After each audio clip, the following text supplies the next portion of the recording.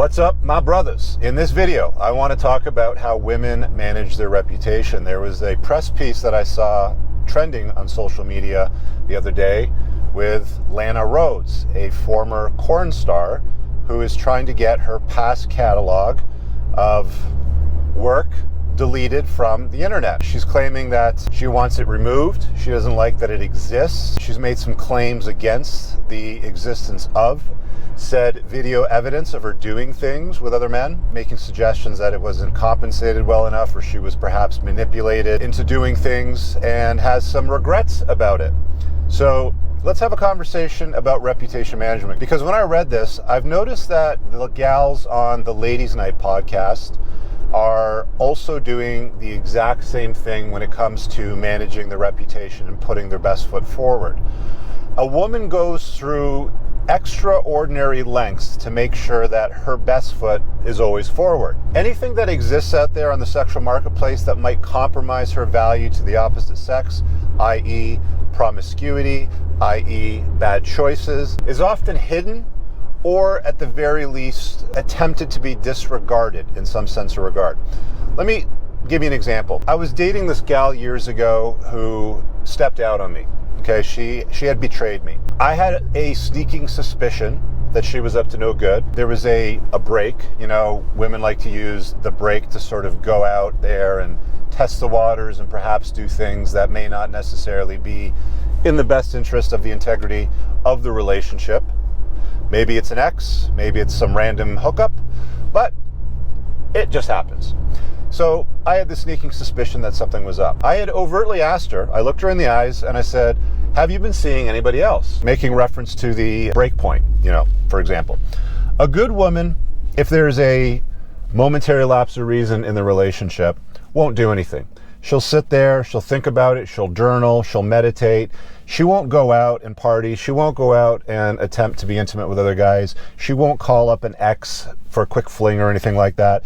She'll sit there and think about it. That's what a good girl will do if there's a momentary lapse of reason in the relationship. Now, what she did was she stepped out. And I had found that she had gone out with her girlfriend to a karaoke bar of all places and ended up spending the night with some random guy that she met at the bar. Again, I had asked her, looked her in the eyes, and she said, no, I haven't been seeing anybody else. I still suspected something was up. Now, this is where reputation management comes into play, because had I had known, or had it been made known to me beforehand, or she had overtly stated to me, yes, I had stepped out, I had spent the night with another dude, then I would have probably at that point said, fuck this, I'm out.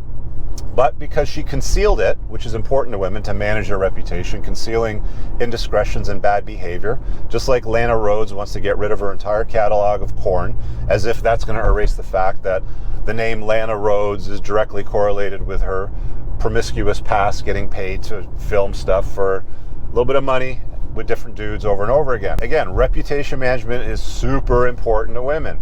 So what does she do, this ex-girlfriend of me? She lies. She says, no, I haven't been seeing anyone else. This is how I found out about it. So her phone would be connected to one of these Apple devices. I'm an Android guy, AirPlay I think it's called, or something like that. So we would use it for music and stuff like that. I'm an early riser. I'm up in the morning and I'm just sitting there thinking about it. I'm like, something's up. I pick up her phone because it's sitting there on the charger. Password in, because I have the password to play music. Password's not working. Okay, that's suspicious. Wonder what's up with that. Apparently she's not very good at passwords, so I figured it out pretty quickly. Just picked a birthday that I knew that was important to her and plugged it in. Boom, get in the phone. Now, if you want to go and do this sort of investigative work, guys, to see how women manage their reputations, don't go looking anywhere else but conversations between her and her closest girlfriends, because that's where they reveal themselves. She says in this conversation, oh, Rich was asking me if I had been with anybody else. He said, was I seeing anyone else? And on a technicality, I said no, because technically I wasn't seeing anyone else. It was just a one-night stand. So I just said no, but I don't feel good about it. Of course she doesn't feel good about it. She knows that she lied to me. She knows that she duped me, that it was a betrayal, and that I, of course, found out, and I called her out on it, and that was that. Reputation management, guys. I've seen the gals on Ladies Night. You'll say to them, what's important to you? And a guy, oh, as long as he's a nice guy and he's pleasant to be around and he's funny and he loves me and he's loyal to me and all that sort of stuff, that doesn't matter. And then, the question comes, okay, well, what if he's a Walmart greeter? Would a guy that works the front desk of Walmart be accepted as a nice guy for you? Is that, is that the kind of guy that you'll want to get into a relationship with? Well, I'm sure there's some nice people that work there, and there's other people that make a little bit more money. But yeah, that would be totally fine as long as he's a nice guy and he tells me that he loves me every morning and stuff like that, which is total and utter complete bullshit. Women don't want to hold out to the public that they are judging or implicating judgment against men based on their financial resources. Publicly anyway, on a podcast, when you're sitting there on a panel in front of tens of thousands of people, it's not something that they're willing to admit. They want to come off publicly as being these virtuous, non-judgmental, fully inclusive, because this is what they've been told to do through society and culture. So they have to manage their reputation. Same thing with promiscuity. One of the things that I find absolutely hilarious is a lot of these podcasts nowadays, when they sit down with women, they'll go around the table and they'll say things like, well, what's your notch count? You are not going to get an honest answer from women if you ask them a question like, what's your notch count? Why? Because of reputation management. You see, even if you ask her directly and she answers you directly in a private conversation where you're not being viewed by tens of thousands of people, the way that women remember these sorts of numbers is usually with longer term types of commitments. Guys that they were in a long-term relationship with, guys that they might have dated, for several months that they pined for. They might have been the alpha. They might have got alpha widowed and he let her go and she wasn't able to secure him. Those are usually the guys that women will count. They'll give you a number, that's my notch count. What they'll usually leave out, especially as they get older and they start to forget about these things, is they'll tend to leave out one-night stands, what happened in Vegas stays in Vegas, what happened at the foam cannon party in Ibiza at 4 o'clock in the morning when the sun was just peeking over the horizon. Those are the sorts of things that they forget. The threesomes, the lesbian encounters, the short-term benefits sort of thing, the one-night stand, friends with benefits dude, they're often left out. Reputation management.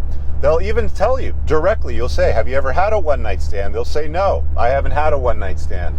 But in their head, because they have these technicalities that they will use to sort of get out of it, well, it was an ex, so it's not technically a one-night stand because it wasn't a new body. I've legitimately heard women try to rationalize things these ways, guys. Understand that women will go to extraordinary lengths to try to manage their reputation, just like our friend Lana Rhoades does, where she's trying to erase her entire catalog of corn. What is your experience, guys? Pay attention to these things when you're dealing with women on the sexual marketplace. You got a story to share? Comment below and let me know in the comments. Do the thing for the algorithm. Pin in the top comment all my useful links. Visit my website. See you guys later. Peace out. I don't ever slow up. No, I don't take shit. I got no love for the fakeness. If you